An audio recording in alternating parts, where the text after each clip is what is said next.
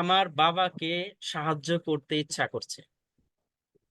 তাহলে I feel like helping my father. My father. ও I living, feel হ্যাঁ like living the room. I feel like living this room, এই room বলছি, ঠিক আছে, এই রুমটি বলি না আমি, এটা একটু ওকে মাথায় ওকে। খেয়াল রাখলে হয়ে যাবে।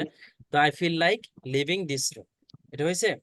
যখন কারোর সাথে কথা বলবেন সেক্ষেত্রে আপনাকে, এক্ষেত্রে আপনি এই যে দেখেন হ্যালো বলতে পারবেন, বা প্রথমে মানে রিসিভ করার পরে দেখেন আপনি প্রথমে হ্যালো দিয়ে শুরু করতে পারবেন, প্রথমে হ্যালো বলতে পারবেন, অথবা লাগবে ভাইয়া সমস্যা উড নেই। হ্যাভ, উড হ্যাভ, তারপরে উড হ্যাড বেটার, উড ট্রেটার, এগুলো হবে না?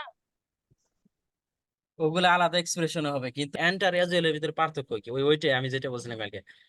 যেমন রহিম, করিম এবং সাত্তার মিটিং এ উপস্থিত থাকবে, তার মানে সবাই কিন্তু সমান।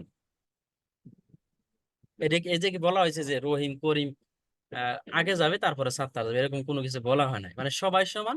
না, মাঝখানে সবাই, একটু এন্ড হ্যাঁ। যুক্ত করা হয়েছে, তাছাড়া কোনো ব্যবস্থা নাই।